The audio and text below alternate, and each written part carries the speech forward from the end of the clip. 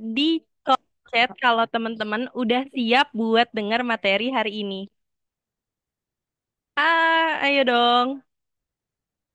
Kira-kira udah seberapa siap teman-teman semua nyambut Ramadan? Dari skala 1 sampai 10, ayo coba reactionnya ada di kolom komentar. 10. Yang lain gimana nih?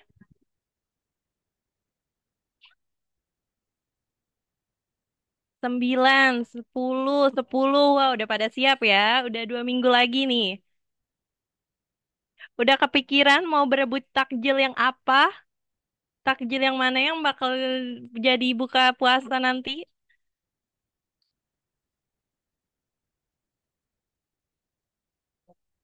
Baju lebarannya mungkin udah ada yang nyiapin.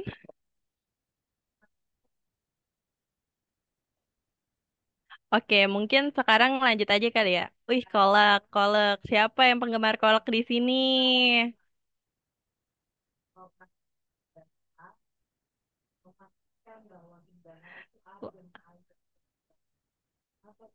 Oke, oke. Sekarang acara kita lanjut ya, teman-teman.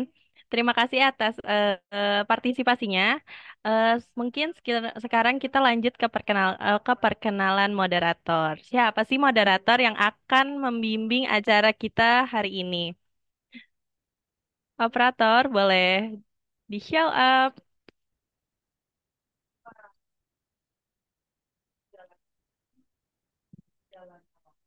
Oke, udah kelihatan siapa moderator hari ini? Iya, perkenalkan moderator kita hari ini adalah Kak Nurul Izati, seorang mahasiswa semester 3 program studi pendidikan guru sekolah dasar yang senang berkecimpung di dunia public speaking, volunteer, dan dakwah. Yang bisa teman-teman lihat bersama-sama bahwa Kak Nurul ini pernah volunteer di beberapa kegiatan seperti Pay and Do It di Bukber Akbar 2022 dan 2023, juga volunteer di tahun 2024. Nah, pengalaman dakwahnya juga ada di pengabdian masyarakat di Darul Tahsin. Nah, public speakingnya Kak Nurul ini nggak kalah bagus nih teman-teman pengalamannya. Kak Nurul pernah jadi Master of Ceremony di pementasan drama, ada di pementasan drama tahunan juga ada di Dinas Natalis ke 1 UMKM Nuanza Bicara Unpam. Oke, ini pemat moderatornya aja udah sekeren ini, apalagi pematerinya, iya nggak sih teman-teman? Nah, nanti kita langsung aja ya, langsung ke kakak moderator untuk langsung mendengarkan ini materi. Mungkin boleh kak moderator udah siap? Insya Allah siap, Kak. Oke, kepada moderator dipersilakan waktu dan tempatnya. Baik, terima kasih Kak Zahwa selaku MC. Bismillahirrahmanirrahim. Assalamualaikum warahmatullahi wabarakatuh. Baik, selamat malam teman-teman semuanya. Selamat malam teman-teman semuanya. Pertama-tama marilah kita panjatkan puji dan syukur kehadirat Allah Subhanahu wa taala atas rahmat dan karunia-Nya sehingga kita semua dapat berkumpul dalam kegiatan seminar nasional pengabdian masyarakat dengan tema Eco Spirituality for the Greatness Ramadan and Sustainable Life. Nah, tak lupa salawat serta salam selalu tercurahkan kepada junjungan kita Nabi Muhammad SAW yang telah membawa kita semua dari zaman kegelapan menuju zaman yang terang benderang. Semoga kita semua mendapatkan syafaat beliau di hari akhir kelak. Amin, amin ya rabbal alamin. Yang saya hormati pemateri kita malam hari ini, Kak Anita Oktaviani. Yang saya hormati komunitas Mau Bener Bareng dan yang saya banggakan teman-teman yang sudah hadir di ruang Zoom meeting ini. Baik, di ruang Zoom meeting ini juga sudah hadir pemateri kita yang sudah sangat kompeten untuk mengupas lebih dalam mengenai eco spirituality untuk menyambut Ramadan dan juga hidup yang berkelanjutan. Siapakah beliau? Boleh kakak operator ditampilkan CV beliau?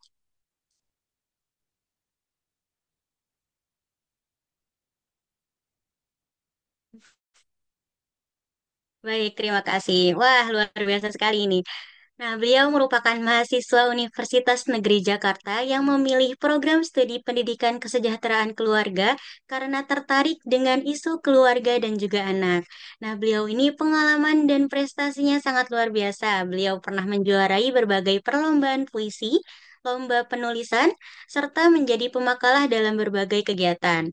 Dan prestasi yang paling terbarunya adalah menjadi mahasiswa berprestasi 2 Sarjana Fakultas Teknik UNJ 2025.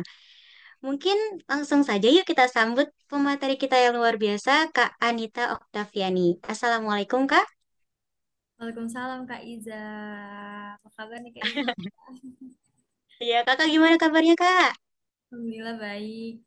Kak Iza Iya, gimana Alhamdulillah. kabarnya? Alhamdulillah baik juga, Kak. Nah, Kak, mohon izin sebelum kita masuk ke sesi penyampaian materi, akan ada pengisian absensi dan juga pretest terlebih dahulu. Makanya kami mohon partisipasi dari seluruh peserta untuk mengisi absensi dan juga pretest yang telah disiapkan. Kakak operator boleh tolong dikirimkan atau ditampilkan linknya.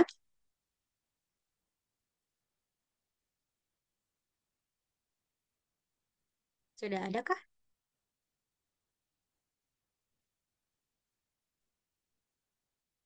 Nah, teman-teman sambil menunggu linknya, boleh yuk dinyalain dulu kameranya. Kameranya dinyalain untuk sama-sama mendengarkan pemaparan materi nanti dengan Kak Anita. Oke, itu sudah ada di grup ya teman-teman. Boleh diisi dulu yuk link absensi dan juga pretestnya yang sudah dikirimkan di grup Eko Spirituality, di grup WA Eko Spirituality. Oke. Em,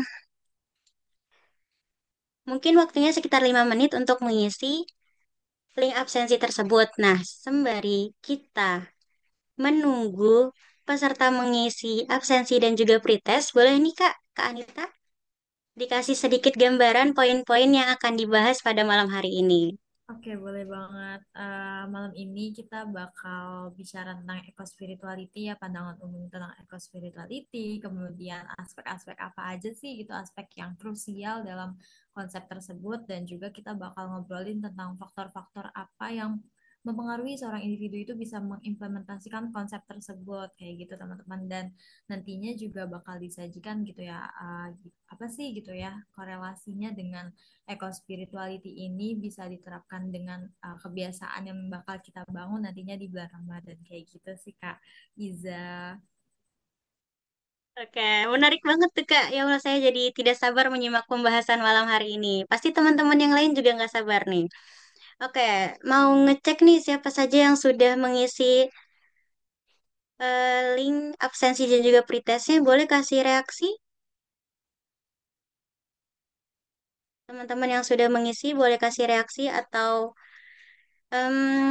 komentar di link di kolom komentar. Bilang sudah atau sudah Kak. Ya, teman-teman yang sudah mengisi boleh kasih reaksinya biar kita tahu siapa saja yang sudah mengisi linknya.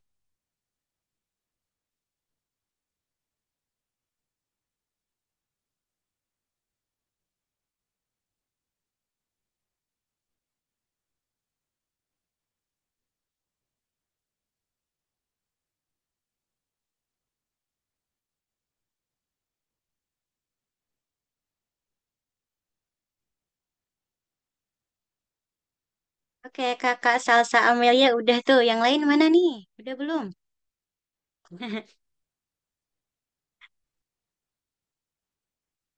Sembari menunggu boleh yuk yang lain yuk buka kameranya yuk. Sebelum kita masuk ke sesi pemaparan materi. Ayo kakak-kakak dibuka kameranya.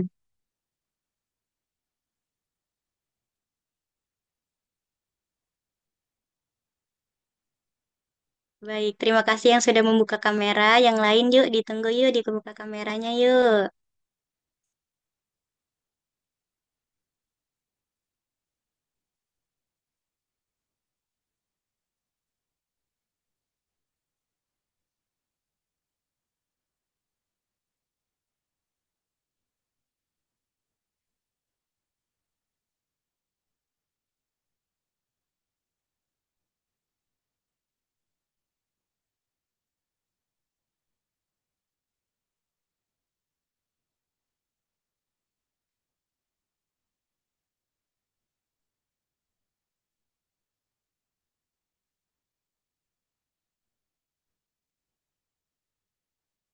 Teman-teman yang lain udah diisi link presensi dan juga pretestnya.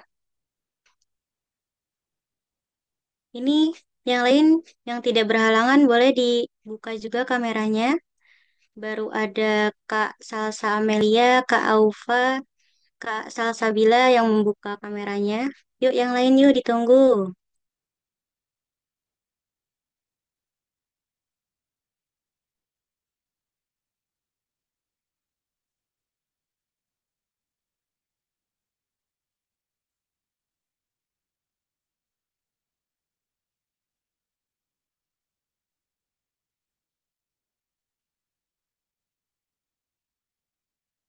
Oke, yang lain udah belum nih? Baru ada 3 yang sih reaksi udah mengisi absensinya. Ayo yang lain ditunggu yuk. Karena sesaat lagi kita akan mendengarkan pemaparan materi dari Kak Anita.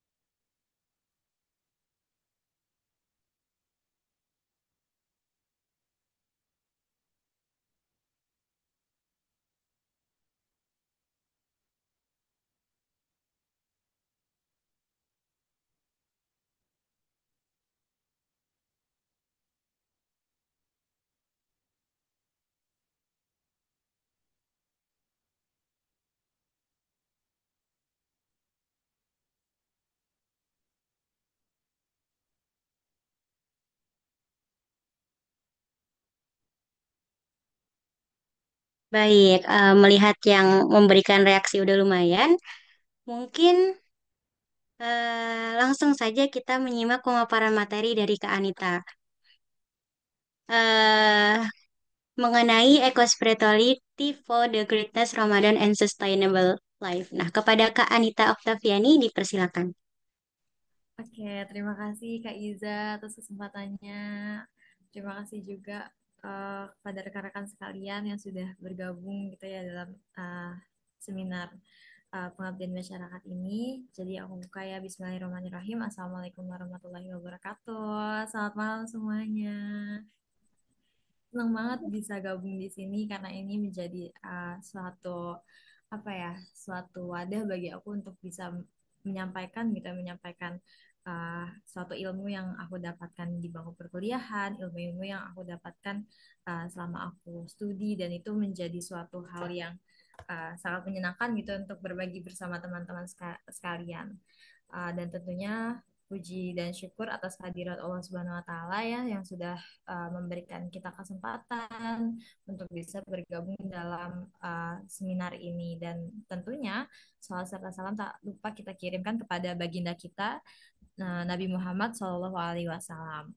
Oke, nah jadi pada kesempatan kali ini tuh aku mau bawain tentang eco spirituality for the greatest Ramadan and sustainable life. Nah, eco spirituality itu sebuah konsep gitu ya, yang mana konsep ini mau aku korelasikan dengan nanti nih gimana nih menjadi suatu kebiasaan yang bisa kita bangun gitu ya, suatu konsep yang bisa kita terapkan untuk bulan Ramadan kita yang lebih baik dan juga tentunya buat sustainable life atau keberlanjutan hidup kita nih teman-teman. Mungkin langsung aja boleh izin di slide selanjutnya operator. Oke, nah apa sih tujuannya gitu ya? Tujuan dari memberikan edukasi ini tentunya yang pertama itu adalah memberikan pemahaman nih tentang konsep eco-spirituality kepada peserta serta pemahaman bahwa aksi pelestarian lingkungan itu bukan hanya sekedar gerakan yang dilakukan untuk lingkungan aja, tapi juga menjadi wadah yang bisa kita manfaatkan sebagai pendekatan diri kita kepada Sang Pencipta, yaitu Allah Subhanahu wa Ta'ala. Untuk apa? Kita bisa agenda kita yang dekat ini adalah bulan Ramadan dan ini bisa menjadi salah satu ajang kita gitu kan buat berlomba-lomba dalam kebaikan di bulan Ramadan ini dengan menerapkan eco spirituality kita kayak gitu dan juga tentunya tadi untuk nggak cuma untuk mendekatkan diri kepada Allah aja tapi juga bisa menjadi suatu wadah bagi kita cara bagi kita konsep ini bisa membantu kita untuk bisa hidup secara berkelanjutan dan itu bisa lebih meaningful banget, bisa lebih punya makna yang mendalam kayak gitu. Dan di samping itu nanti juga aku bakal adain campaign gitu ya, challenge campaign gitu yang bisa teman-teman ikutin dan aku harap teman-teman yang ada di sini tuh berkontribusi juga gitu untuk bisa ikut campaign ini karena ya kita bisa dorong gitu kan, kita bisa dorong, kita juga bisa ikut serta gitu kan buat menginspirasi orang-orang di sekitar kita buat menerapkan konsep ini juga nih teman-teman kayak gitu. Dan tentunya nanti campaign ini bakal dilaksanakan di ranah daring gitu kan di sosial media kita menjadi apa ya wadah kita juga buat growing up gitu kan ya buat ngembangin sosial media kita juga kayak gitu itu kan manfaatnya banyak banget ya kayak gitu. Mungkin bisa di slide Anita, uh, ya. Anita, maaf, mungkin suaranya boleh digedein dikit, Kak, karena Oh iya, di saya agak kecil, Kak. halo tes tes masih kecil ya. Oke, udah kedengeran belum ya suara aku? Udah lebih kedengeran sih, Kak. Oke, oke, siap-siap. Oke, terima Makasih ya, kasih Kak. ya sebelumnya udah di reminder. Oke, oke nanti mungkin kalau misalnya ada kata-kata yang ada kalimat atau suara-suara aku yang gak kedengeran bisa banget di remind aja ya Kak gitu. Interupsi saudaraku gitu ibaratnya ya. Oke, bisa di lanjut ke slide selanjutnya. Oke, so what is eco spirituality? Nah, siapa sih yang mungkin siapa nih yang udah tahu gitu? Apa sih eco spirituality itu? Mungkin bisa kita chit-chat kali ya di kolom komentar yang udah tahu tentang eco spirituality itu apa sih gitu. Mungkin bisa ini nih Kak, eco spirituality itu kayak gini loh gitu. Mungkin bisa kita uh, tektokan gitu ya. Oke. Oke, aku kasih waktu nih 2 menit untuk memberikan statement gitu ya. Mungkin teman-teman kalau misalnya ada yang tahu nih Kak, eco spirituality itu ini loh menurut pendapat aku kayak gini, kayak gitu itu bisa banget buat kita saling sharing juga gitu kan ya. Oke, ada yang adakah yang sudah menjawab?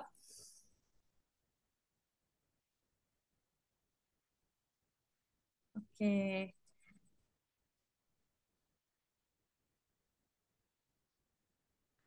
oke, mungkin eh pemahaman apa nih?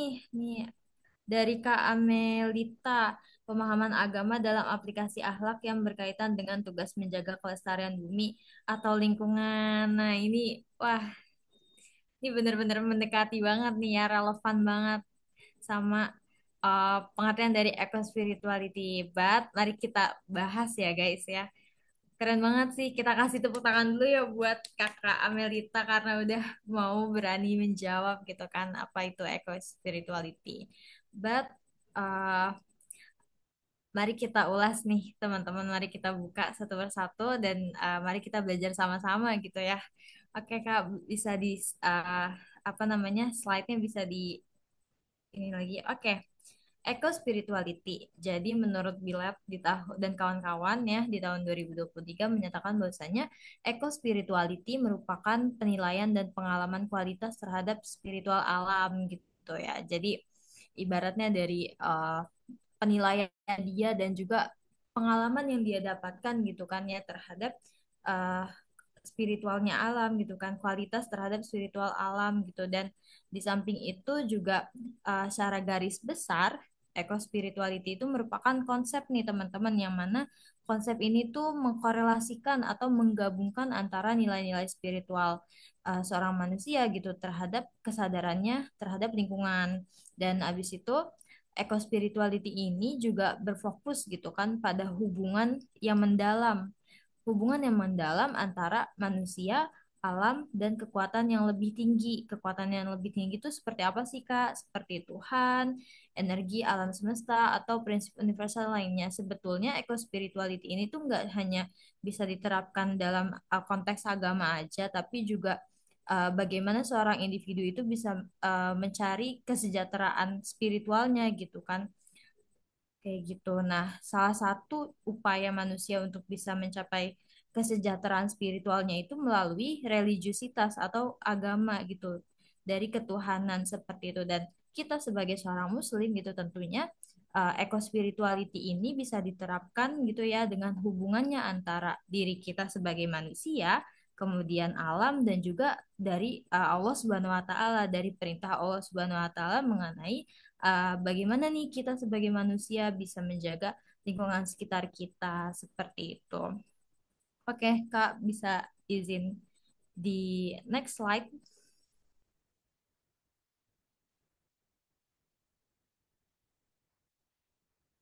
Oke, nah, wait.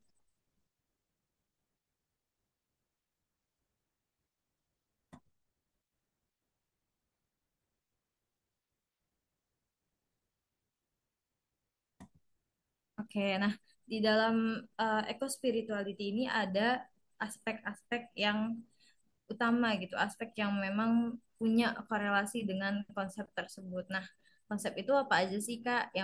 Yang pertama itu adalah keterhubungan dengan alam. Jadi, eh, konsep ini tuh menekankan gitu ya, bahwasanya manusia itu bukan suatu entitas atau suatu hal yang terpisah dari alam, teman-teman, tapi juga manusia itu bagian gitu dari ekosistem yang sangat besar gitu dan tentunya uh, manusia atau seluruh makhluk hidup itu punya ketergantungan gitu kan, saling terhubung, saling bergantung dengan keseimbangan alam.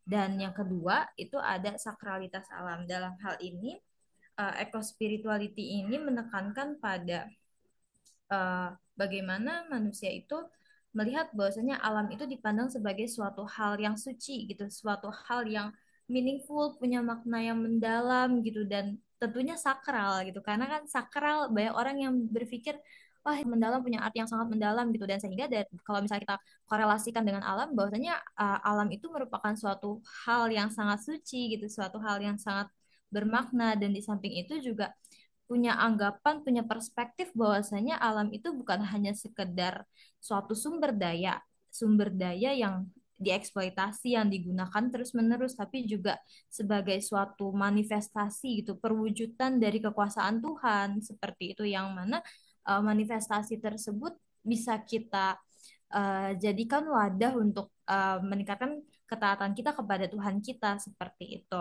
Dan di samping itu juga dari kekuatan uh, dari kepercayaan kita terhadap manifestasi Tuhan di alam itu ya dari alam tersebut, maka kita juga bisa mengembangkan gitu ya. Kita bisa mendorong rasa hormat kita, rasa tanggung jawab kita terhadap menjaga lingkungan kelestarian dan juga di samping itu juga ada tanggung jawab sosial dan lingkungan di mana eco spirituality ini menyatakan bahwasanya merawat bumi itu adalah panggilan dari moral yang mana menghormati alam berarti mempromosikan praktik kehidupan yang berkelanjutan, sustainable life. Dan di samping itu ini bisa diimplementasikan dengan hal-hal yang mungkin terbilang kecil gitu, tapi dia tuh punya makna yang sangat besar gitu buat keberlanjutan lingkungan kayak gimana aja sih? Misalnya sesimpel kita buang sampah di tempatnya, sesimpel kita mungkin belanja bawa bawa apa kantong kain, sesimpel kita mungkin pakai barang-barang ramah lingkungan itu bisa menjadi salah satu bentuk implementasi yang bisa kita lakukan gitu untuk mempertanggungjawabkan perilaku kita gitu terhadap lingkungan kita dan di samping itu juga uh, eco-spirituality itu juga mencakup aspek tentang keterhubungan diri dan komunitas. Jadi mendorong manusia itu untuk sama-sama gitu ya menjalin keseimbangan dalam hidup mereka dengan apa? Dengan cara hidup yang lebih sederhana, yang lebih minimalis, tapi juga di dalamnya itu ada kesadaran gitu. Untuk apa? Kesadaran untuk bisa selaras, seimbang dengan alam dan hal tersebut itu bisa diimplementasikan melalui kerjasama dengan komunitas gitu. Karena bagaimanapun kita ini kan hidup bersama-sama gitu ya dan alam ini juga kita jaga sama-sama dan kalau misalnya kita jaga sendiri itu akan sangat kesulitan gitu kan akan dampak yang kita berikan juga tidak terlalu banyak kalau kita sendiri gitu kan namun kalau misalnya kita bergerak bersama banyak orang gitu kita bergerak bersama-sama maka dampak yang kita berikan juga akan besar dan itu bisa memberikan suatu apa namanya dampak yang sangat signifikan bagi perubahan gitu, perubahan lingkungan seperti itu. Oke, mungkin bisa di next slide, Kak. Nah, tadi kan kita udah bicara tentang aspek ya, aspek yang penting gitu, aspek yang berhubungan dengan apa namanya eco-spirituality. But sekarang kita bakal ngobrolin tentang faktor-faktor apa saja sih yang mempengaruhi seorang individu itu bisa nih mengimplementasikan tadi konsep eco-spirituality. Oke, Kak, mungkin bisa tolong di next slide. Oke, yang pertama ada worldview. Jadi, worldview itu adalah pandangan hidup dunia atau seorang individu mengenai relasi ya. Relasi itu hubungan antara manusia dengan alam, yang mana hal ini tuh bisa mempengaruhi bagaimana mereka melihat dan mengaplikasikan konsep eco-spirituality. Jadi kayak ibaratnya bagaimana pandangan dia di muka bumi ini gitu kan sebagai apa dia di muka bumi ini itu akan mempengaruhi bagaimana dia memandang eh, alam gitu kan, bagaimana ia bisa mengaplikasikan konsep eco-spirituality ini dan sebagai seorang muslim gitu dalam konteks muslim gitu, perspektif Islamic worldview. Nah, jadi manusia itu di muka bumi ini kan terkenal gitu ya, bahwasanya kita di muka bumi ini sebagai seorang khalifah atau pemimpin di muka bumi yang mana dalam hal tersebut tuh ada makna gitu kita memimpin berarti kita punya tanggung jawab moral dan juga etika gitu kan terhadap alam dan makhluk hidup lainnya dan hal ini tuh sejalan gitu dengan pendapat yang dikemukakan oleh Abduh di tahun 2023. Jadi kita sebagai seorang muslim kita punya peran sebagai khalifah di muka bumi dan tentunya kita juga punya tanggung jawab lebih gitu terhadap moral dan etika untuk menjaga lingkungan kita kayak gitu itu. Nah, tapi nggak semua orang punya pandangan yang sama gitu kan.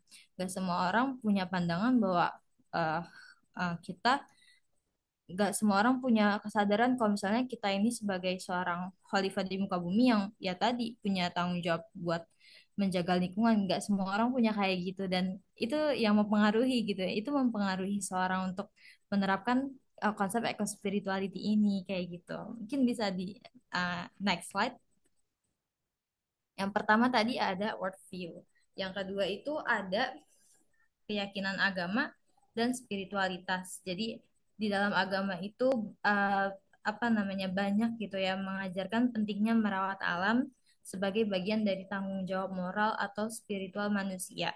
Ajaran agama ini dapat memperkuat nilai-nilai eco-spirituality dalam kehidupan sehari-hari gitu dan di dalam agama kita kan juga ada gitu kan ya suatu dalil yang menyatakan bahwasanya ya kita diwajibkan untuk ngejaga lingkungan kita dan itu bisa menjadi salah satu penguat gitu ya karena kita sebagai seorang makhluk gitu sebagai seorang hamba dan kita percaya kita beriman pada sesuatu suatu kitab yang tentunya itu bisa menjadi suatu pedoman hidup kita gitu kan.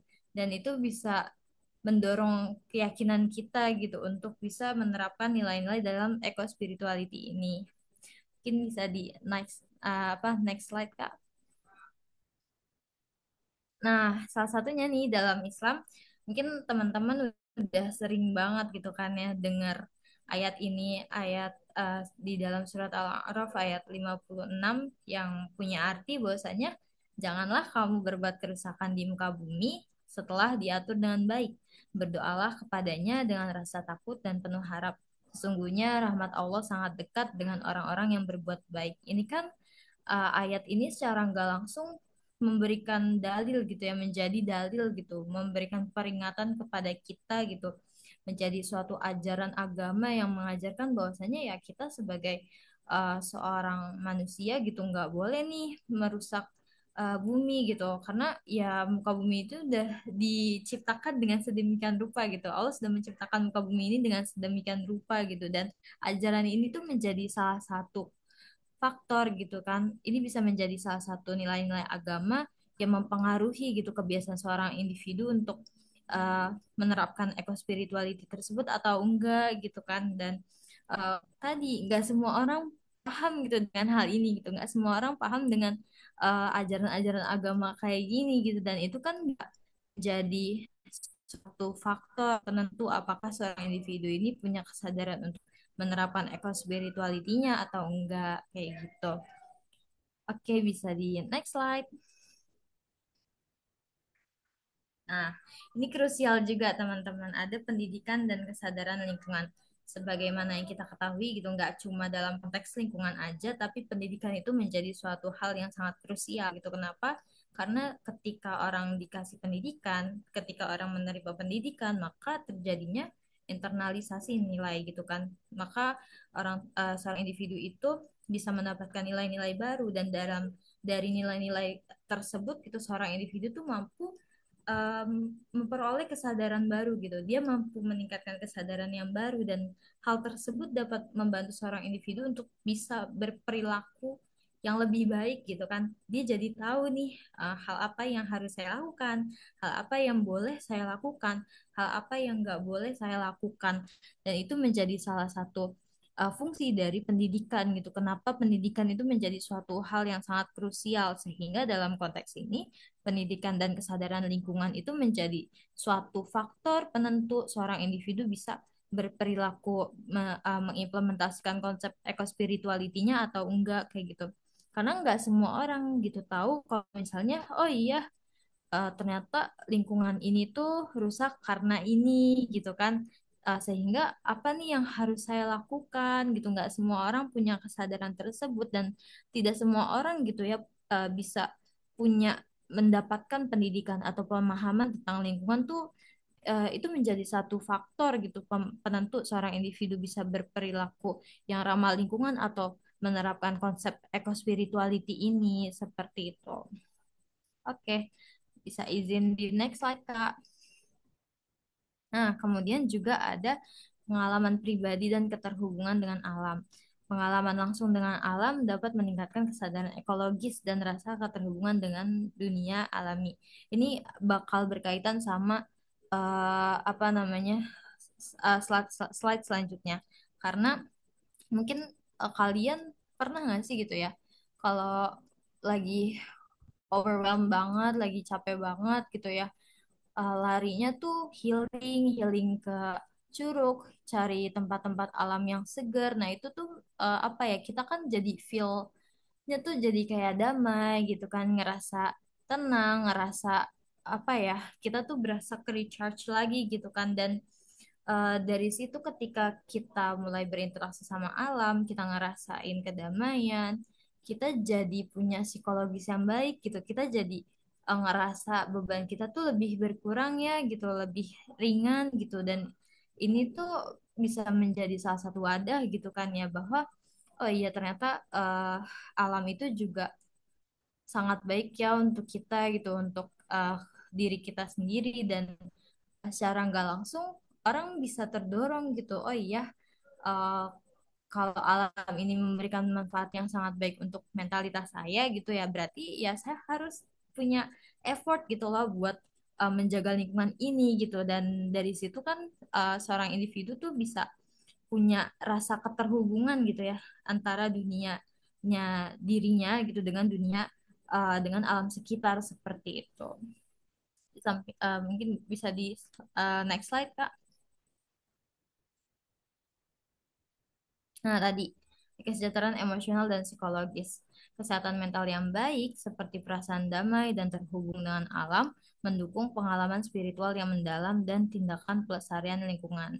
Jadi, tentunya gitu ya, ketika seorang individu itu punya kesehatan mental yang baik, dia merasa damai gitu ya, dia merasa terhubung dengan alam, maka ini bisa menjadi ajang gitu bagi individu tersebut untuk punya pengalaman yang mendalam gitu ya terhadap spiritualnya dan juga tindakan pelestarian lingkungannya juga gitu. Jadi dia bisa berkontribusi dengan mudah untuk lingkungan gitu dan itu menjadi faktor penentu gitu. Faktor penentu bagi seorang individu bisa menerapkan, mengimplementasikan gerakan-gerakan atau konsep-konsep ramah lingkungan seperti salah satunya adalah eco-spirituality ini gitu. Oke, mungkin bisa di next slide, Kak.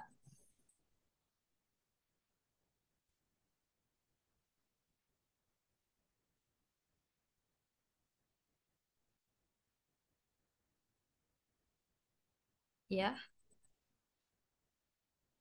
halo. Bisa di next slide mungkin, Kak.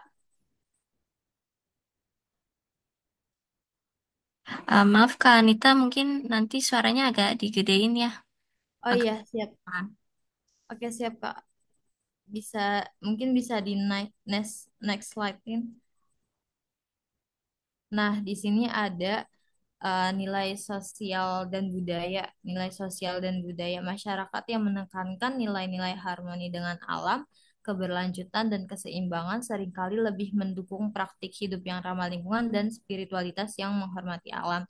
Contohnya kayak Badui gitu ya. Badui kan suku Badui itu menjadi salah satu kelompok kelompok suku gitu ya, suku yang masih kental gitu dengan apa namanya alamnya gitu kan dan ini menjadi suatu contoh bahwasanya di dalam suku tersebut terdapat masyarakat-masyarakat yang masih menekankan terhadap nilai-nilai harmonitas dengan alamnya dan itu mendukung masyarakat-masyarakat suku Baduy untuk uh, menerapkan praktik hidup yang ramah lingkungan dan mereka masih punya apa ya mungkin bisa dikatakan uh, penjagaan lingkungannya juga masih sangat kental gitu kan.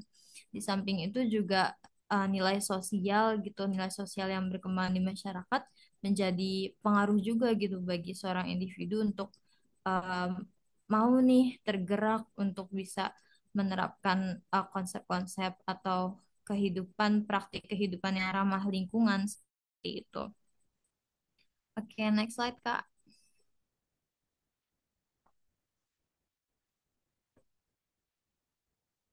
Nah, teman-teman di sini tuh ada yang namanya teknologi dan gaya hidup modern. Nah, meskipun teknologi dapat membantu dalam konservasi dan keberlanjutan, masyarakat yang selalu bergantung pada teknologi juga dapat kehilangan rasa keterhubungan dengan alam dan nilai spiritual yang terkandung di dalamnya. Jadi, ya teknologi gitu ya, teknologi dan gaya hidup modern tentunya ini bisa menjadi suatu penghambat bagi kita untuk bisa menerapkan konsep ini karena kayak gaya hidup modern misalnya kayak kita cenderung fokus gitu ya, cenderung mungkin melakukan tindakan seperti tren ngikutin ngikutin tren fashion gitu nih, ngikutin tren beauty sampai kita tuh kayak yang ikut arus aja gitu kan. Ini bisa jadi suatu hambatan gitu bagi seorang individu untuk bisa um, melakukan praktik keberlanjutan untuk lingkungannya gitu karena dan teknologi juga menjadi salah satu apa namanya ya, uh, menjadi suatu mediator ya menjadi suatu media yang bisa mempengaruhi seorang individu gitu untuk dia mau nggak nih gitu ngikutin praktik ini gitu. Dia bisa uh, apa namanya memberhentikan ataupun seorang individu itu bisa terinspirasi gitu kan ya untuk bisa melakukan praktik-praktik gaya hidup itu bisa dari teknologi gitu, dari sosial media kita gitu kan. Itu bakal menjadi salah satu faktor yang mempengaruhi gitu kan, mempengaruhi seorang individu untuk bisa menerapkan konsep eco-spirituality ini sebagai salah satu konsep yang ramah lingkungan seperti itu. Oke, bisa di next slide, Kak. Nah, ini ada krisis ekologi dan perubahan sosial. Krisis global ya tentunya kayak misalnya bencana alam ketika mungkin kita dihadapkan pada suatu hal yang tidak mengenakan, kita mungkin bakal jadi berpikir gitu ya, ternyata bencana alam yang hasil kerusakan yang kita lakukan ini punya dampak yang sangat signifikan dan sangat nggak mengenakan ya gitu, dan secara nggak langsung uh, orang-orang mungkin akan berpotensi gitu, berpotensi bagi mereka untuk bisa punya kesadaran yang lebih gitu, supaya bencana tersebut nggak menimpa mereka lagi dan supaya mereka juga nggak merasakan kesengsaraan dari bencana yang mereka lakukan gitu. Mungkin itu bisa menjadi suatu mitigasi juga bagi mereka gitu, upaya preventif juga yang bisa mereka lakukan sebelum apa adanya bencana-bencana tersebut gitu kan. Karena tadi gitu, bencana alam ini kan nggak terlepas dari perilaku manusia juga, perilaku manusia terhadap lingkungan kayak gitu. Bisa di uh, next slide, Kak. Nah, ini ekonomi dan akses terhadap sumber daya. Karena gini, percaya nggak sih kalau misalnya semakin banyak uang yang kita punya gitu ya, semakin baik tingkatan ekonomi kita, maka kita akan dengan lebih mudah untuk bisa mengakses sumber daya gitu.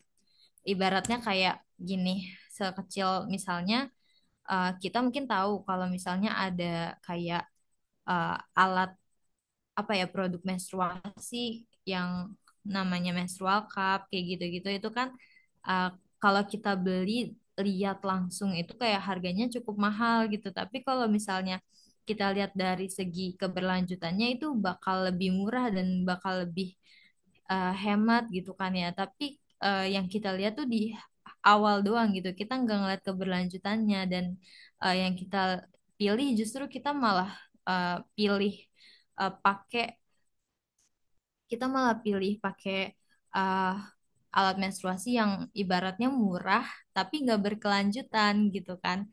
Dan ini kan menjadi salah satu aspek ekonomi ya, aspek ekonomi seorang individu gitu untuk bisa mengakses sumber dayanya gitu.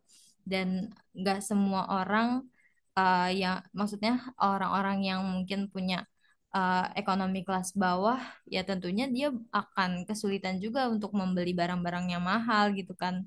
Dan yang menjadi tantangan di masyarakat kita ini salah satunya adalah produk-produk yang ramah lingkungan, eco-friendly gitu. Itu tuh harganya cukup apa ya, cukup lebih tinggi gitu ya daripada produk-produk biasanya gitu. Dan karena mungkin aja eh, produk tersebut masih diproduksi secara minim gitu, tidak berskala yang besar gitu, sehingga produk-produk ramah lingkungan itu masih harganya masih sangat mahal di pasaran seperti itu, dan nggak semua orang bisa mengaksesnya, nggak semua orang bisa membeli produk tersebut seperti itu. Jadi keadaan ekonomi gitu, keadaan ekonomi menyebabkan seorang individu bisa atau tidak bisa mengakses sumber daya, dan itu bisa apa menjadi faktor seorang individu mampu atau tidak mampu gitu mengaplikasikan konsep ramah lingkungan atau eco-friendly atau eco-spirituality seperti itu. Oke, mungkin bisa izin di next slide nih, Kak.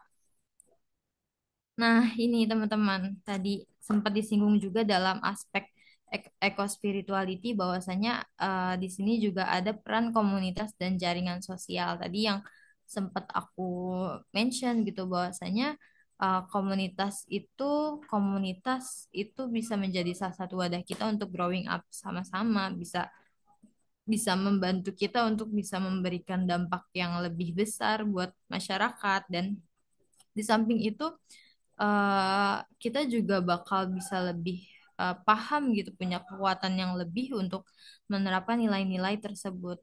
Soalnya ini juga apa namanya, berkorelasi dengan penelitian yang pernah saya lakukan dengan dosen saya, bahwa komunitas itu bisa menjadi suatu kelompok acuan, yang mana kelompok acuan ini bisa mempengaruhi gerakan sosial, gerakan hijau gitu kan. Jadi kalau misalnya kita punya komunitas gitu ya, kita bergabung dalam komunitas gitu, maka tentunya kita bakal berkecimpung di dalam bidang komunitas tersebut. Ibaratnya kalau misalnya kita join di organisasi atau komunitas ramah lingkungan pecinta alam, otomatis kan kita jadi terdorong gitu ya untuk bisa bergerak gitu, melakukan aksi-aksi hijau, green movement. Nah, itu menjadi salah satu kunci gitu dari peran komunitas dan jaringan sosial itu sendiri gitu. Jadi ketika seorang individu bergabung dengan komunitas yang bergerak dalam konsen bidang lingkungan, maka ya individu tersebut punya potensi yang besar untuk bisa melakukan aksi-aksi yang hijau kayak gitu teman-teman. Dan tadi ketika kita gabung di organisasi yang punya eh, kekuatan besar gitu, punya apa namanya, tujuan yang sangat kuat, maka impact-nya juga bakal lebih besar buat orang-orang di sekitarnya kayak gitu. Seperti itu. Oke, maybe bisa di next, Kak. So, gimana nih untuk mengimplementasikan konsep eco-spirituality ini nantinya, kebiasaan ramah lingkungan apa yang mau kamu lakukan selama bulan Ramadan ini? Jadi banyak banget gitu kan hal-hal kecil ramah terhadap lingkungan yang bisa kita lakukan untuk mengimplementasikan nih tadi konsep eco-spirituality yang sudah aku paparkan. Jadi nggak cuma kita, oh iya kita jaga lingkungan karena kita tahu lingkungan sekitar itu penting, tapi juga menjadi suatu bentuk keyakinan kita gitu, bentuk ibadah kita kepada Tuhan kita, yaitu Allah Subhanahu wa Ta'ala. Dari sekian banyaknya ayat-ayat di Al-Quran yang mungkin juga nggak banyak yang aku tahu gitu ya. Dan salah satunya tadi gitu, janganlah engkau berbuat kerusakan, itu menjadi salah satu acuan gitu buat kita sebagai umat Islam untuk taat nih sama Allah, untuk bisa menjaga lingkungan kita juga dari perintahnya tersebut kayak gitu teman-teman. Dan tadi aku sempat mention kenapa eco spirituality itu menjadi salah satu konsep yang bisa kita terapkan gitu ya untuk uh, bulan Ramadan yang lebih baik ini, karena tadi itu bisa menjadi salah satu bentuk upaya kita untuk mendekatkan diri kepada Allah Subhanahu wa taala. Karena banyak banget kan jalan-jalan yang bisa kita tempuh untuk meraih pahala, banyak banget jalan-jalan yang bisa kita tempuh untuk meraih kebaikan, dan salah satunya ini dengan menjaga alam ini menjadi salah satu konsen yang bisa kita lakukan, menjadi suatu aksi yang bisa kita lakukan untuk lingkungan dan juga untuk memperkuat keimanan kayak gitu teman-teman. Oke, mungkin kayaknya udah habis deh paparan aku. Mungkin bisa di next slide. Oke, nah bener udah habis nih paparan dariku. Terima kasih banyak atas perhatiannya. Terima kasih sudah menyimak materi dariku. Mungkin uh, aku cukupkan ya rekan-rekan sekalian. Aku kembalikan kepada Kakak Iza selaku moderator. Baik, terima kasih Kak Anita atas pemaparan materi yang sangat menarik dan juga informatif. Wah, ini ilmunya daging semua ini ya, Kak.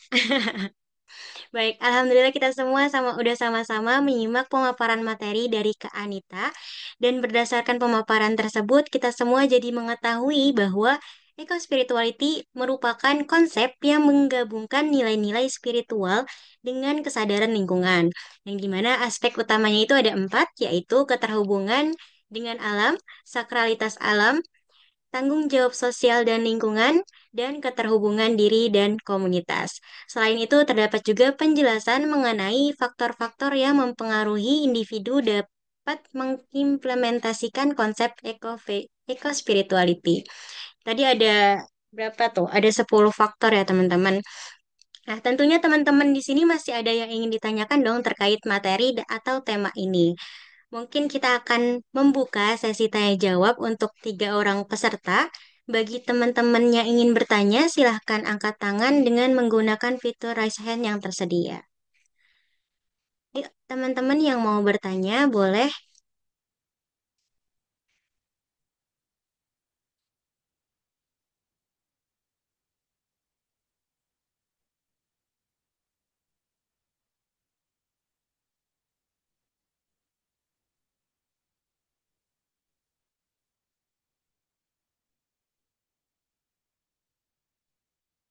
Teman-teman, ayo yang mau nanya, boleh banget. Di kolom komentar juga nggak apa-apa. 3 orang peserta yang ingin bertanya, silahkan yuk. Ini temanya menarik banget nih, teman-teman.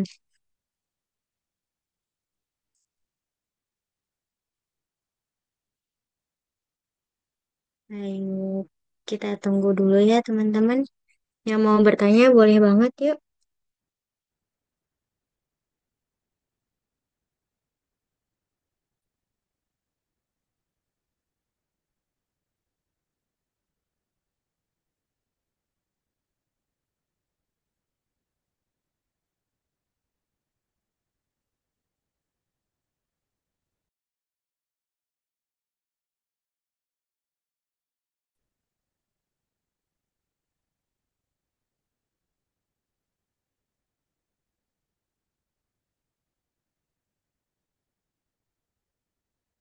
Oh, itu ada satu pertanyaan nih, Kak, dari Kak Nuzula Fitriah.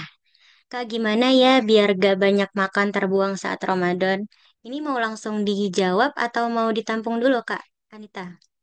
Langsung dijawab aja kali ya, biar Boleh, langsung boleh. tektok gitu ya. Sambil Iya, mungkin boleh. kita nunggu teman-teman kita yang mau nanya, yang lain mau nanya gitu. Sambil mungkin ada yang lagi ngetik gitu kan ya. Kayak tadi, terima kasih Kak Nuzula Fitria atas pertanyaannya. Kak, gimana ya biar nggak banyak makanan terbuang saat Ramadan gitu. Yang pertama, kan kita puasa ya.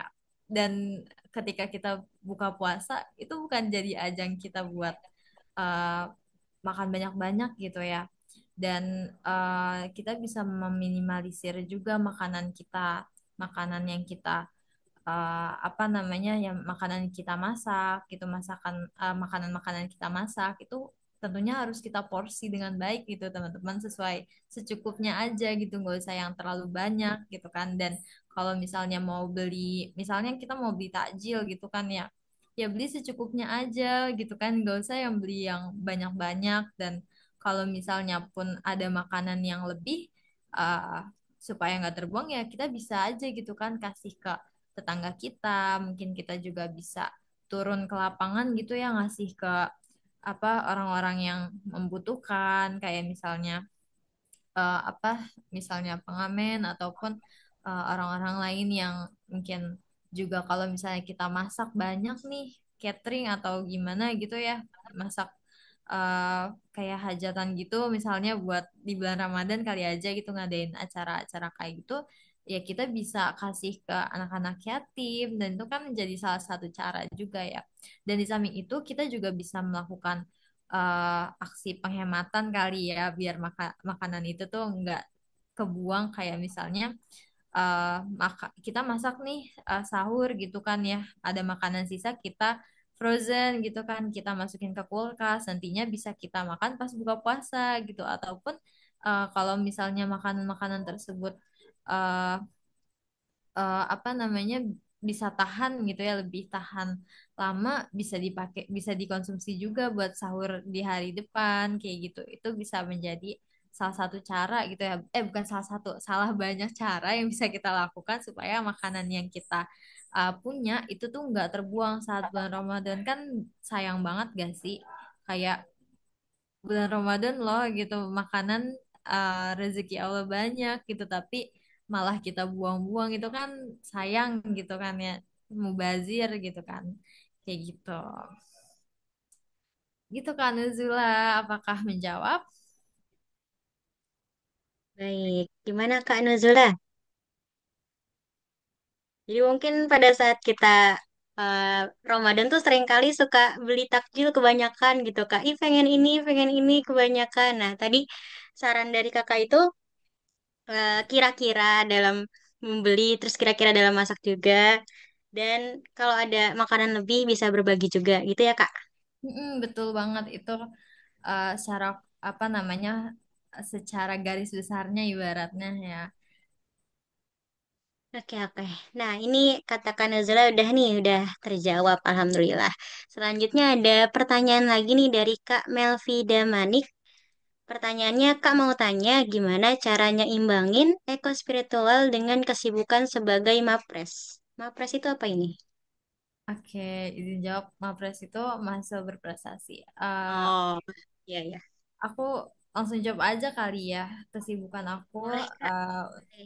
menyeimbangkan gitu antara melakukan konsep eco spirituality ini dengan Mawapres. Nah, sebenarnya ini suatu hal yang, uh, eco spirituality itu konsep yang ya ibaratnya apa ya, tertanam dalam diri kita, dan itu tuh lebih simple gitu kan, kayak upaya kita menjaga lingkungan kita sehari-hari aja, cuma kita harus lebih niat gitu kalau misalnya, oh iya, saya menjaga lingkungan ini tuh nggak cuma buat ngejaga lingkungan aja, tapi juga uh, sebagai bentuk upaya untuk meraih ridho Allah juga gitu, meraih apa namanya ya, meraih untuk bisa menjalankan perintah Allah juga gitu kan. Dan menurut saya itu merupakan suatu hal yang bisa kita lakukan sehari-hari gitu di tengah berbagai kesibukan kita gitu, karena ya sebelum kita melakukan suatu kegiatan kita perlu melakukan niat dulu gitu kan, kita perlu pasang niat dulu, oh ya, saya mau kayak gini, niat saya kayak gini nih ya Allah gitu kan. Nah itu kan apa ya, mudah gitu untuk dilakukan meskipun tadi uh, apa namanya, di sela-sela kesibukan saya sebagai mawapres gitu kan, kayak gitu. Dan teman-teman juga bisa kok gitu dengan uh, kesibukan apapun yang kita punya, kita aku yakin gitu kita semua bisa menerapkan konsep tersebut gitu kan, karena balik lagi ke niat kita juga, balik lagi juga ke perilaku kita gitu, kayak gitu.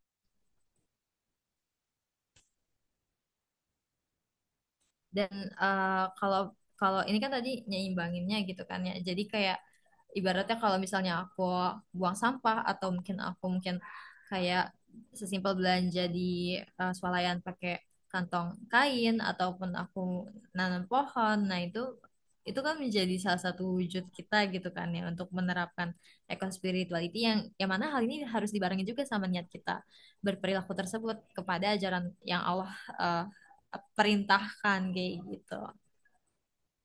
Kayak gitu. Mungkin terjawab gak ya Kak Melvi ya tadi? Wah, oke. Sudah Terima kasih terjawab Kak juga. Melvi atas pertanyaannya. Semoga kamu dengan kesibukan apapun, semoga kita semua dengan kesibukan apapun tetap bisa menjalankan nih ya, bisa menerapkan, mengimplementasikan konsep ini teman-teman, kayak gitu. Amin. Baik, masih tersisa satu pertanyaan. Ada yang mau bertanya lagi? Ini ada Kak Haris Rahman Utomo nih. Mau nanya apa nih, Kak? Ya, terima kasih atas kesempatannya.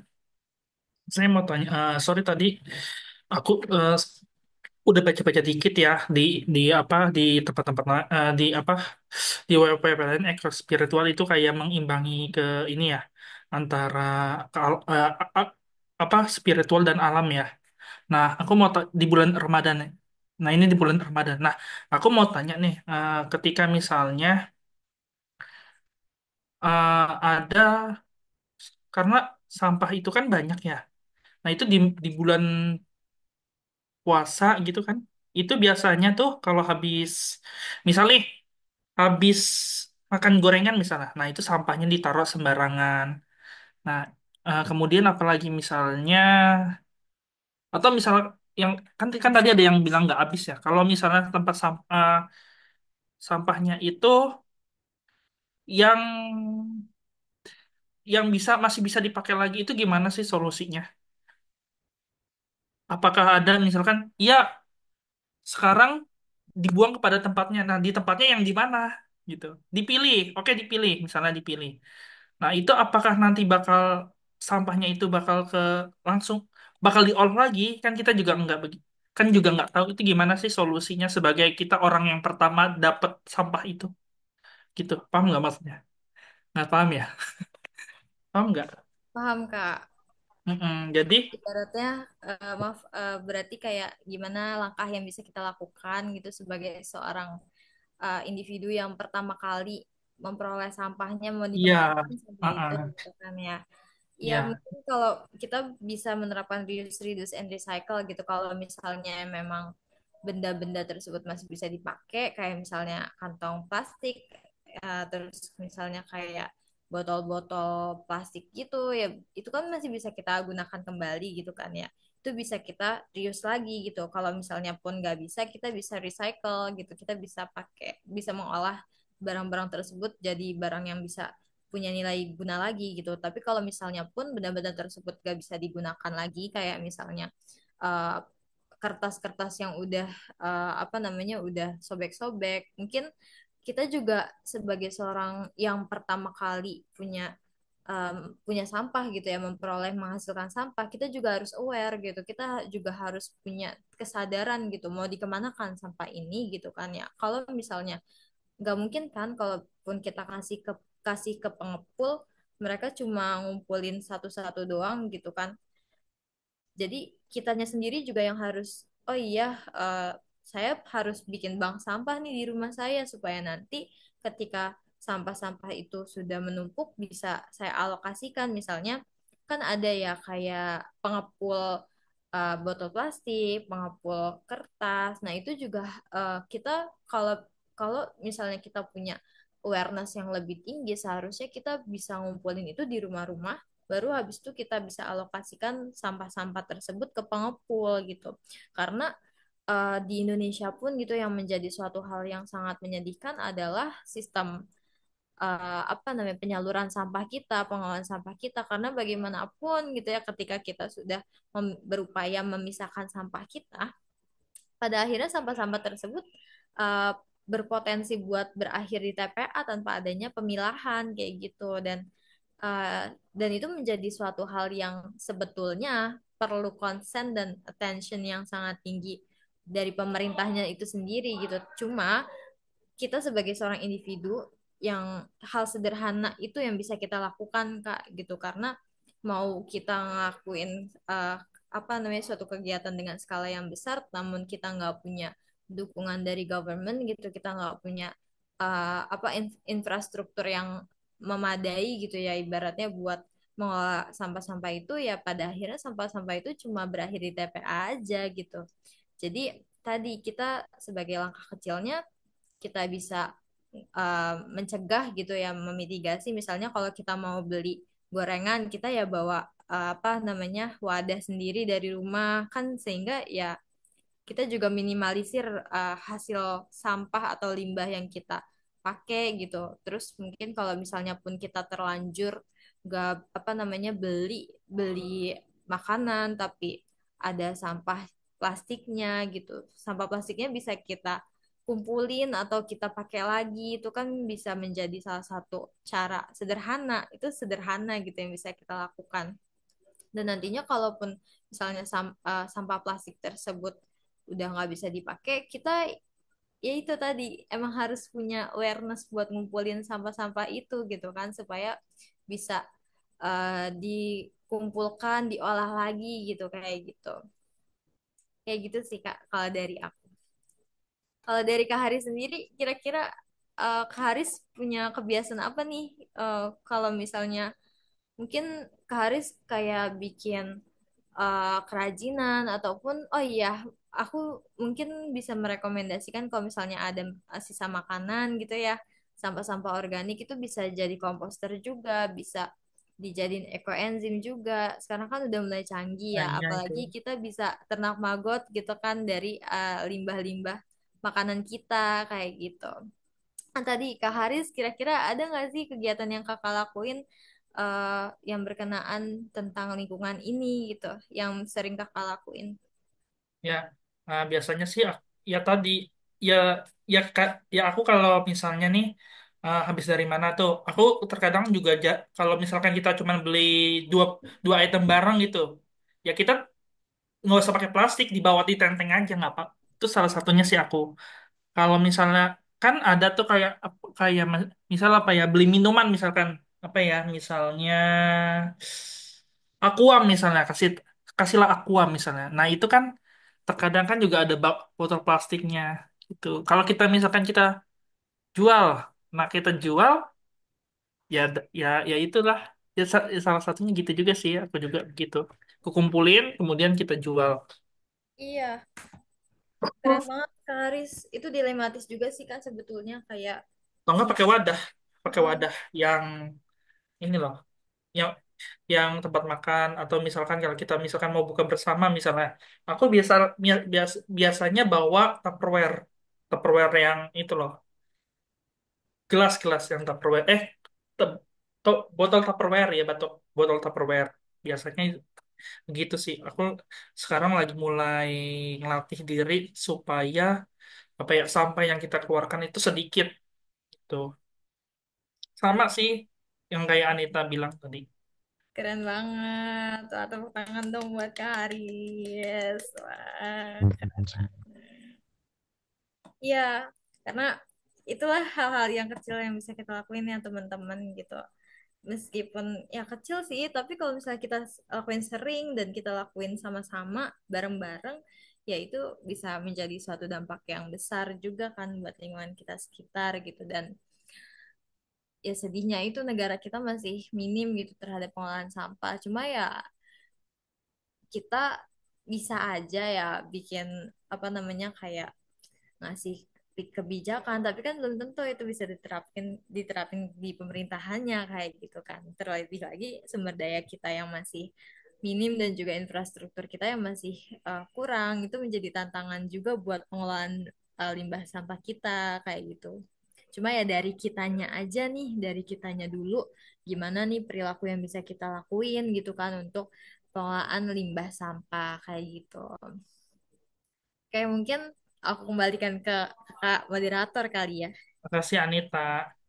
Sama-sama Kak Baik, Aris dan senang hati. terima kasih Kak Anita yang sudah menjawab pertanyaannya, dan juga Kak Nuzula, Kak Melvi, dan Kak Haris yang sudah memberikan pertanyaan yang luar biasa. Keren banget. Baik, Alhamdulillah sesi tanya jawab sudah selesai. Selanjutnya mohon partisipasi lagi dari seluruh peserta untuk mengisi post test yang telah disiapkan. Mungkin kakak operator boleh dikirimkan kembali ke grup WA-nya. Kita ada spare waktu 5 menit untuk mengisi post test yang sudah disiapkan. Sebentar. Nah, itu sudah ada di grup ya teman-teman, mohon diisi. Kalau sudah mengisi, jangan lupa berikan reaksi di Zoom ini atau komen di kolom komentar ya teman-teman, supaya kita tahu siapa saja yang sudah mengisi. Nah, saya juga mau mengingatkan, oh, Kak, Kak Operator katanya perlu akses.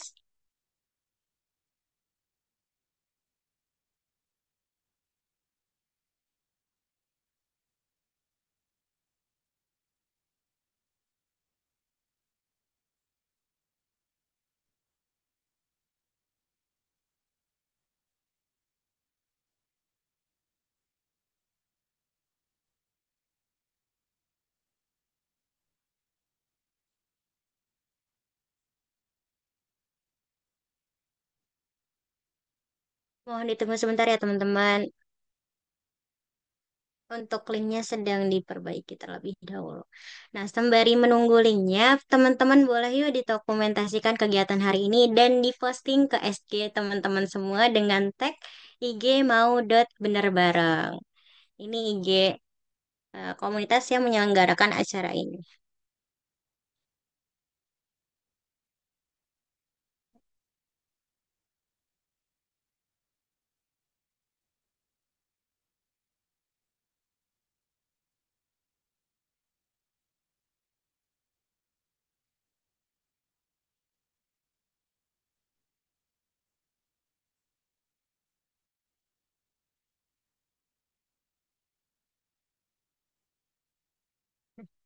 Oh, udah. Baik, jangan lupa buat dokumentasikan keseruan pada hari ini dan post di SG masing-masing dengan ngetek mau dot bener bareng. Karena nanti akan di repost lagi oleh mau bener bareng. Nah, sembari menunggu, ini udah belum ya? Oke, harusnya udah bisa. Teman-teman udah bisa belum teman-teman? Coba dicek lagi linknya.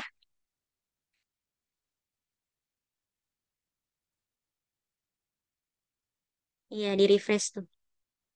Ah, benar di refresh lagi teman-teman. Harusnya sudah bisa.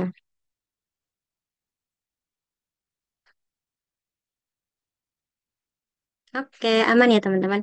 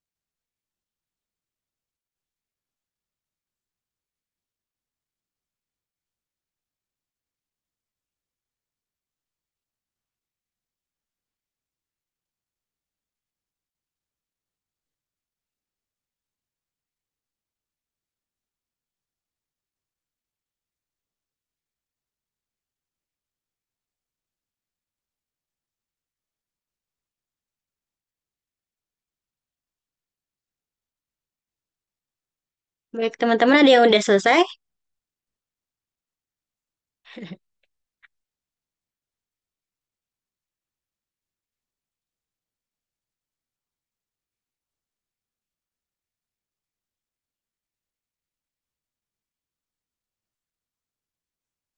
Sudah. Boleh ya mau spill nilainya? Ada nilainya ya, Kak? Tadi saya juga coba ternyata ada nilainya. Teman-teman yang lain ada yang udah selesai juga?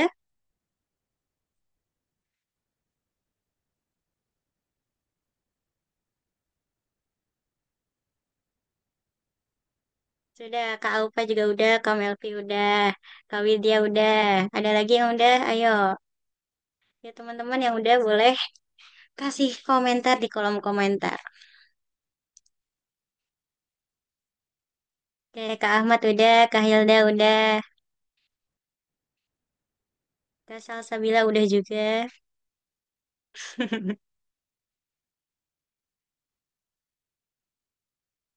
Karena dia sudah, Kak Noviati sudah. Yuk, yang lain yuk, ngisi juga.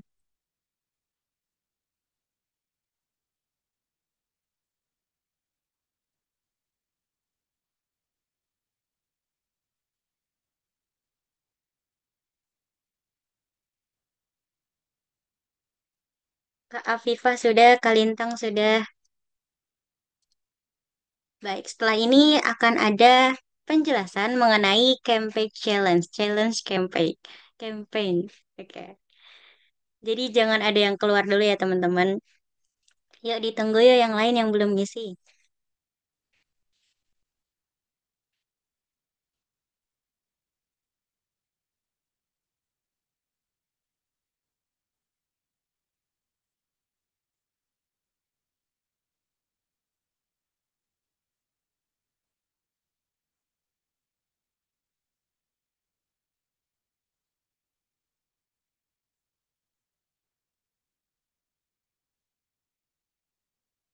Oke, Kak Shifty juga sudah.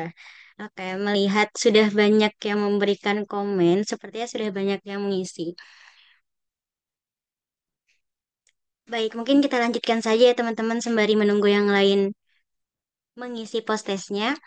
Selanjutnya, saya ingin menginformasikan mengenai challenge campaign yang akan kita lakukan dalam rangka menyambut bulan Ramadan. Challenge ini bertujuan untuk menerapkan konsep eco-spirituality dalam kehidupan sehari-hari. Gimana caranya? Berikut mekanismenya. Oke, Kak, boleh? Oke, mekanismenya adalah pertama, buatlah konten mengenai kebiasaan ramah lingkungan yang hendak teman-teman bangun untuk mengimplementasikan konsep eco-spirituality selama bulan Ramadan. Nah, yang kedua, konten dibuat sesuai dengan kreativitas peserta dan disajikan dalam bentuk feed atau reels Instagram. Mekanisme yang selanjutnya adalah peserta mengirimkan tautan konten melalui Gform berikut. Insya Allah nanti Gformnya juga akan dikirimkan ke grup. Selanjutnya, satu peserta dengan konten campaign terbaik akan mendapatkan hadiah berupa e-wallet yang akan dihubungi oleh narahubung nantinya. Dan yang terakhir, periode kampanyenya ini dari tanggal 15, yaitu hari ini, sampai dengan tanggal 25 Februari 2025. Boleh slide selanjutnya? Nah, ini contoh dari konten challenge kampanye. Jangan lupa buat caption yang menarik dan jangan lupa mencantumkan hashtag ecospirituality, hashtag jaga alam jaga iman, dan tag IG-nya Kak Anita, yaitu @anita_octaviani03. Nah, jangan lupa dibuat sekreatif mungkin karena akan ada apresiasi untuk hadiah apresiasi untuk konten campaign terbaik. Baik, eh, sebelum saya serahkan kembali kepada MC, akan ada penyerahan sertifikat sebagai bentuk apresiasi untuk Kak Anita selaku pemateri pada kegiatan ini. Boleh Kakak Operator ditampilkan sertifikatnya?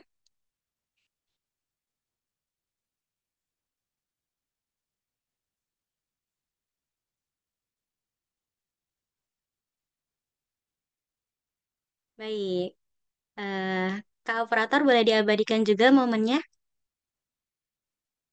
untuk penyerahan sertifikat ini.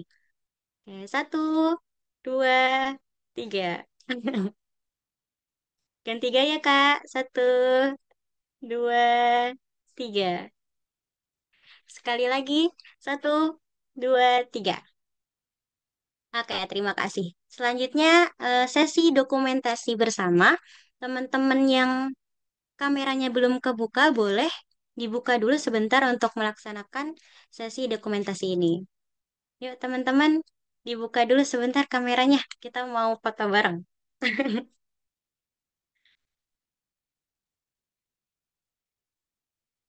Oke, sudah banyak yang buka kamera. Yang lain yuk, ditunggu yuk.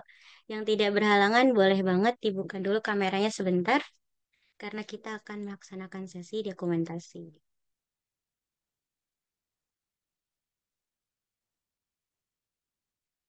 Baik, mungkin Kak Prata udah siap buat mendokumentasikannya? Oke, oke, satu. Aku izin aba-aba ya. Satu, dua, tiga. Ganti gaya. Satu, dua, tiga. Ganti gaya. Satu, dua, tiga.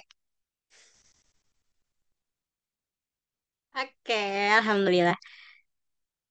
Baik, terima kasih teman-teman semuanya yang sudah membuka kamera dan teman-teman yang mungkin sedang berhalangan membuka kamera.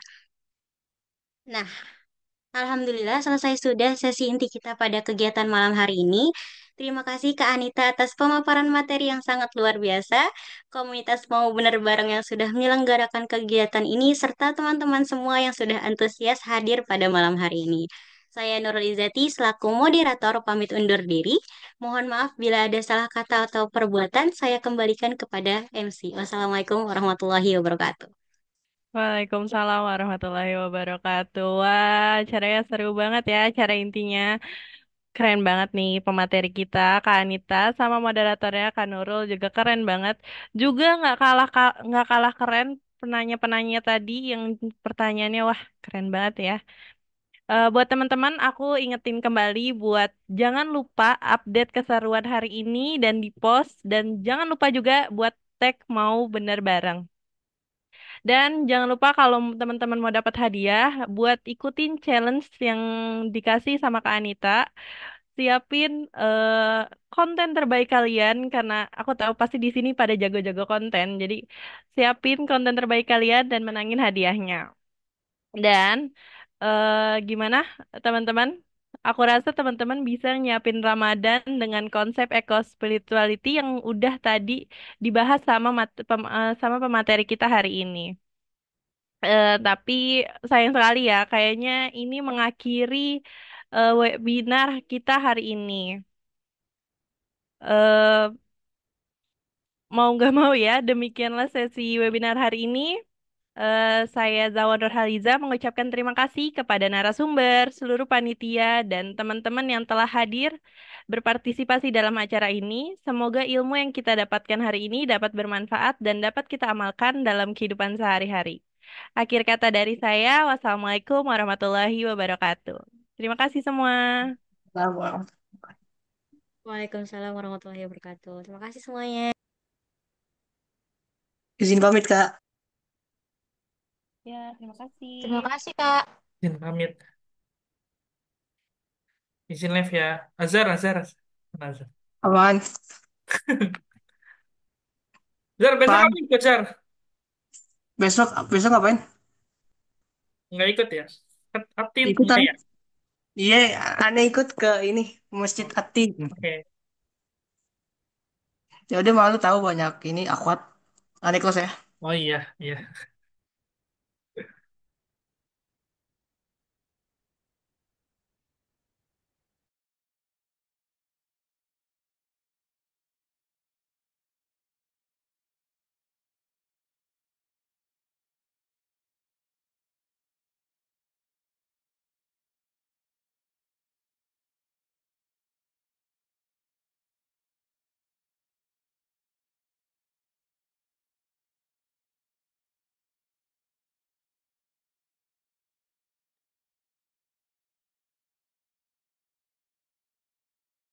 Makasih banyak semuanya. Makasih Kak Sofwa. Makasih, Makasih Kak Kak. Rahma. Makasih juga Kak Nurul sama Anita. Kalian keren banget. Iya, Keren banget kalian ya. Event pertama nggak sih ini ini buat bener-bener Oh ya. event Anita? pertama, real. Oh, Oh aku iya, juga. maaf Sorry banget banget. ya aku nggak on mic. Oh dari aku siang tuh demam tau, badannya Oh, Ya panas. Allah, Oh maaf kena sekali. cacar ternyata. Ya Allah. ya Allah. Semoga Tapi cepat sembuh bagus ya lah kalian. Kak. Iya, tapi bagus kalian keren berhasil ye. Sorry banget ini aku pakai pakai bani. Lucu kok Kak. BTW aku em, up beberapa dokumentasinya nanti aku up ke itu ya, ke grup. Siap, Iya. Oke, Kak. off aja ininya, Zoom-nya. Oke. Makasih Makasih semuanya, hebat Dadah banget, semuanya. keren, good job. Assalamualaikum. Izin live. Terima kasih banyak ya. Aku juga izin live ya. Makasih Kak Assalamualaikum. Iza. Makasih Rahma.